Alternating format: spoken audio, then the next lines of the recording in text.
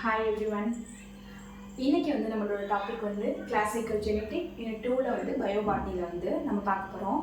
Genetics அப்படின்னா என்ன,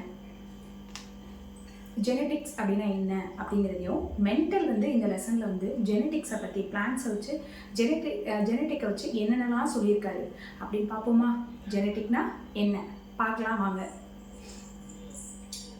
இந்த ஜெனட்டிக்கில் ஃபஸ்ட்டு இன்ட்ரோடக்ஷன்ஸ் கொடுத்தது யார், இன்ட்ரோ பண்ணது யார் அப்படின்னா பேங்க்ஷன் அப்படிங்கிறவர் தான் இன்ட்ரோ பண்ணியிருக்காரு. எப்போ அப்படின்னா 1906.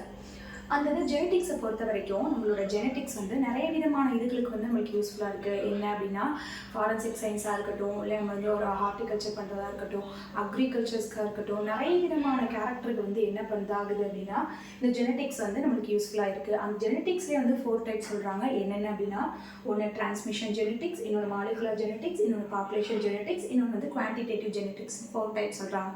இப்போ டிரான்ஸ்மிஷன் ஜெனட்டிக்ஸ்னால் என்ன மேம் அப்படின்னா, டிரான்ஸ்மிஷன் அப்படின்னா ஒரு நம்மளோட கேரக்டர், நம்ம நம்மளோட பேரண்ட்டோட கேரக்டர் அப்படியே நான் அவங்களோட குழந்தைங்களுக்கு பாஸ் ஆகிறது டிரான்ஸ்மிஷன் ஜெனட்டிக்ஸ், ட்ரான்ஸ்ஃபர் ஆகுறது. பேரண்ட்டேருந்து டாட்டருக்காது சன்னுக்காது அவங்களோட கேரக்டர் பாஸ் ஆகிறது தான் டிரான்ஸ்மிஷன் ஜெனட்டிக்ஸ்னு சொல்கிறாங்க. மாலிகுலர் ஜெனட்டிக்ஸ் அப்படின்னா என்ன அப்படின்னா அவங்களோட வெளிப்புற அமைப்பு மட்டும், அவங்களோட ஃபேஸாக இருக்கட்டும், இல்லை அவங்களோட கண், இல்லை அவங்களோட ஹேர் ஸ்டைல்ஸு, இல்லை அவங்க நடக்கிற வே ஆஃப் லென்த்து, அவங்களோட ஒவ்வொரு ஆக்டிவிட்டீஸ்க்கு மூமெண்ட்ஸ் எல்லாமே, வெளிப்புற தோற்றம் எல்லாமே தான் என்ன பண்ணுறாங்க அப்படின்னா மாலிகுலர் ஜெனட்டிக்ஸ். அவங்களோட வெளிப்புற அமைப்பு இல்லை உறுப்பு பாடிஸ் ஏதாவது நம்மளோட பேரண்ட் மாதிரி இதாகுது, இல்லை நம்ம ரிலேட்டிவ்ஸ் மாதிரி இதாகுது அப்படின்னா அது எல்லாமே மாலிகுலர் ஜெனட்டிக்ஸில் வரும். அடுத்து பாப்புலேஷன் ஜெனட்டிக்ஸ் அப்படின்னா என்ன அப்படின்னா நம்மளோட சுற்றி நிறைய பேர் இருப்பாங்க. நம்மளுக்கு ரிலேட்டிவ்ஸாக இருக்கட்டும், நம்மளோட பேரண்ட்ஸ் சைடாக இருக்கட்டும், நம்மளோட மதர் அண்ட் ஃபாதர் சைட்ஸ் நிறைய விதமான ரிலேட்டிவ்ஸ் இருப்பாங்க.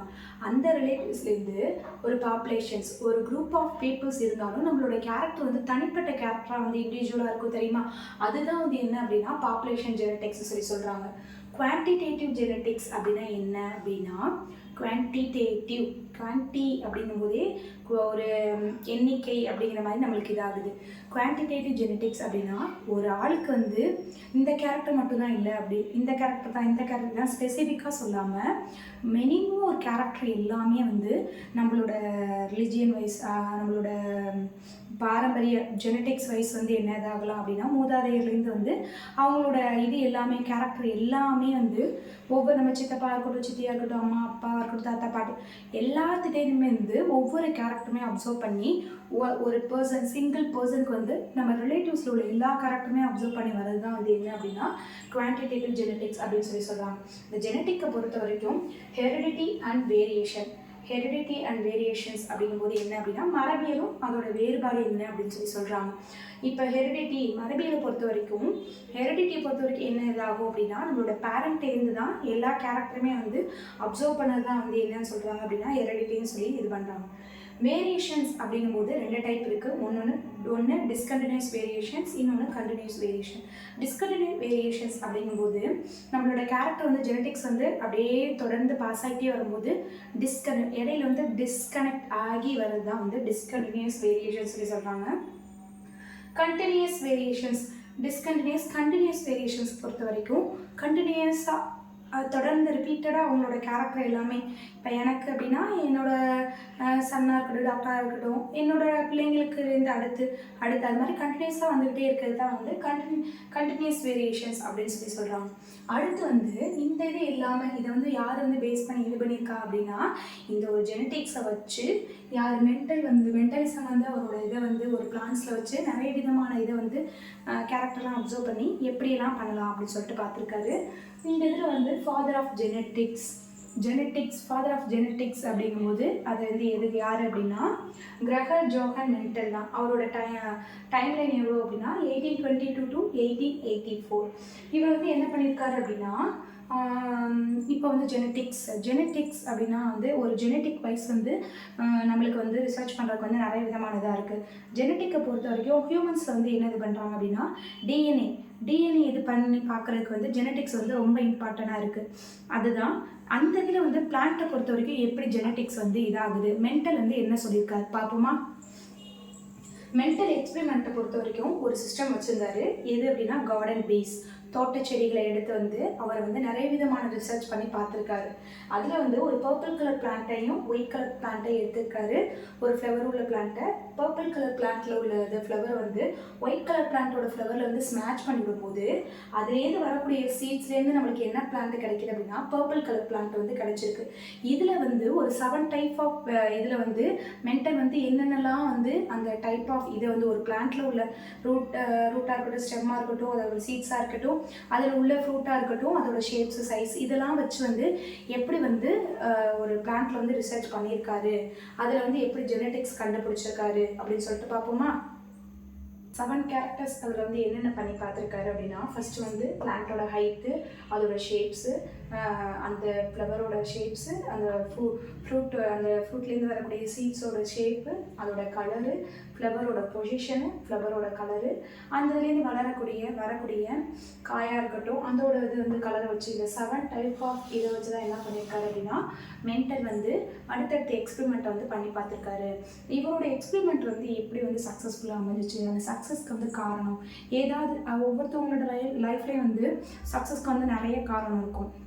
அதே மாதிரி மென்டலோட சக்ஸஸ்க்கு என்ன காரணம் அப்படின்னா அவர் வந்து மேத்தமெட்டிக்ஸில் வந்து நல்லா வந்து புலமை பெயர்ந்தவராக இருக்கனாலையும் ப்ளஸ் வந்து அவருக்கு ஃபிசிக்ஸ் மெத்தட் வந்து நல்லா தெரிஞ்சனாலையும் என்ன பண்ணியிருக்காரு அப்படின்னா அவர் எடுத்துக்கிற பிளான்ட்டோட கவுண்ட்டும் ப்ளஸ் வந்து அவர் வந்து அடுத்தடுத்த எக்ஸ்பெரிமெண்ட்டு செய்கிறதையும் அவர் நோட் பண்ணி வச்சு அவர் எல்லா எக்ஸ்பெரிமெண்ட்டையும் வந்து துல்லியமாக இது பண்ணும்போது அதுதான் அவரோட இதுக்கு வந்து சக்ஸஸ்ஃபுல்லாக அமைஞ்சிச்சு. அதே மாதிரி அவர் வந்து எடுத்துக்கிட்ட எல்லா பிளான்ட்டுக்குமே வந்து ஒரு புக்கு மாதிரி வந்து ஒரு புக் மாதிரி ரெடி பண்ணி அந்த இதை வந்து ஒரு புக் பப்ளிஷாகவே இது பண்ணியிருக்காரு அப்படின்னு சொல்கிறாங்க. எம்ப்ரியாலஜி ஆஃப் பிளான்ட்ஸ் அப்படின்னு. அவர் வந்து 7 பேர்ஸ் ஆஃப் பிளான்ட்ஸை எடுத்து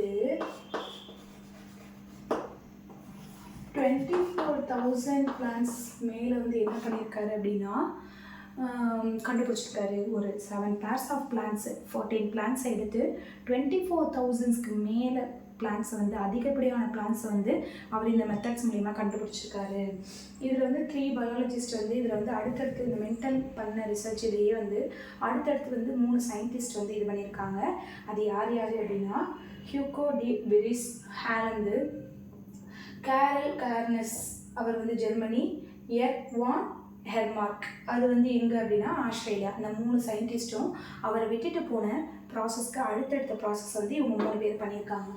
இப்போ மென்டல் வந்து பண்ணியிருக்கிறதுல வந்து ஃபஸ்ட்டு வந்து மோனோஹைப்ரிட் அப்படின்னா ஒரு பண்பு கலப்புன்னு சொல்லுவாங்க. அந்த இதில் வந்து என்ன பண்ணியிருக்காரு அப்படின்னா டால் அண்ட் டிராஃப்ட் நெட்டை குட்டை அப்படிங்கிற பிளான்ட்டை வந்து எடுத்திருக்காரு. அந்த இதில் வந்து F1 ஜெனரேஷன்ஸ் வந்து கண்டுபிடிக்கும் போது கேப்ஸ் டி மேலேயும் ஸ்மால் டி எடுத்திருக்க பிளான்ட் வந்து சைடில் போட்டிருக்காரு.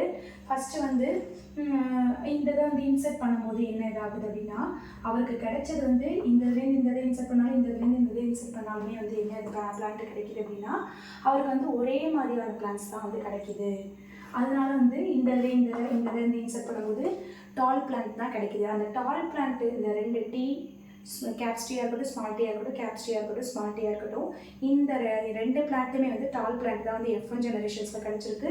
அந்த டால் பிளான்ட்டை எடுத்து F2 ஜெனரேஷன்ஸில் பண்ணி பார்க்கும்போது மேலே வந்து ஒரு பிளான்ட்டும் கீழே சைடில் ஒரு பிளான்ட்டும் இது பண்ணும்போது இந்த கேப்ஸ்டி என்ன பண்ணுறாங்க, கேப்ஸ்டியோட வந்து இது பண்ணும்போது கேப்ஸ்டி வச்சு கேப்ஸ்டி வந்து ஸ்மால் டீயோட வந்து இது பண்ணுறாங்க, ரியாக்ட் பண்ணுறாங்க. அப்போ கேப்ஸ்டி ஒன்று ஸ்மால் டீ வந்துச்சு. திருப்பி அடுத்து ஸ்மால் டீ வந்து கேப்ஸ்டி ஸ்மால் டீ, திருப்பி வந்து ஸ்மால் டீ இந்த ரியாக்ஷன்ஸ் வந்துருச்சு. இந்த இதில் வந்து என்ன கேப்ஸ்டி ஸ்மால் டீ இந்த ரியாக்ஷன்ஸை பொறுத்த வரைக்கும் ஜீனோடைப் இதில் வந்து நம்மளுக்கு எந்த மாதிரி மெத்தடில் கிடச்சிருக்கு அப்படின்னா கேபிட்டல் டீயில் வந்து ஜீனோடைப்பில் 1 கிடச்சிருக்கு. கேபிட்டல் டி ஸ்மால் டீயில் வந்து ரெண்டு பிளான்ட் வந்து நம்மளுக்கு கிடச்சிருக்கு. ஸ்மால் டீயில் வந்து ஒரு பிளான்ட் நம்மளுக்கு வந்து கிடச்சிருக்கு. இது வந்து ஜீனோடைப்பிக் மெத்தடில். ஃபீனோடைபிக் மெத்தடில் ஹோல் ஆஃப் த இதில் வந்து நம்மளுக்கு எத்தனை வந்து நெட்டை தாவரம் டால் பிளான்ட்டும் டிராஃப்ட் குட்டை தாவரமும் கிடச்சிருக்கு அப்படின்னா இந்த ஃபஸ்ட்டு வந்து கேபிட்டல் லெட்டர்ஸ் வர்றது எல்லா பிளான்ட்டுமே வந்து என்ன அப்படின்னா ஒரு ஹெல்த்தியாக உள்ள ஹைப்ரிட் பிளான்ட்ஸ், டால் பிளான்ட்ஸு. இது வந்து ஸ்மால் டீயில் ஆரம்பிச்சிச்சு, கேப்ஸ் இல்லாமல் ஸ்மாலில் வந்துச்சு அப்படின்னாவே அது வந்து என்ன அப்படின்னா டிராஃப்ட் குட்டை தாவரம் அப்படின்னு சொல்கிறாங்க. அது மாதிரி இங்கே கிடச்சிருக்கிறது வந்து டால் பிளான்ட் வந்து 3 கிடச்சிருக்கு, டிராஃப்ட் 1 கிடச்சிருக்கு. அது ஹோல் ஆஃப் இது ஃபீனோடைபிக் பண்ணி பார்க்கும்போது 3:1 இது வந்து இதோட ரேஷியோ. இதே வந்து நம்ம டெஸ்ட் கிராஸில் இது மோனோ ஹைப்ரிட் வந்து டெஸ்ட் கிராஸில் பண்ணி பார்க்கும்போது நம்ம எடுத்துருக்க பிளான்ட் இதே நம்ம எடுத்துக்கிட்டோம் அப்படின்னா 1:1 மோனோ ஹைப்ரிடாக இருக்கட்டும், அதை வந்து டை ஹைப்ரிட் டெஸ்ட் கிராஸாக இருக்கட்டும், பேக் கிராஸாக இருக்கட்டும், இதெல்லாம் பண்ணி பார்க்கும்போது 1:1 டெஸ்ட் கிராஸில் வந்து நம்மளோட மெத்தட்ஸ் வந்து டெஸ்ட் கிராஸை பொறுத்த வரைக்கும் இந்த இதுக்கு வந்து 1:1 அப்படிங்கிற ரேஷியோ தான் கிடைக்கும்.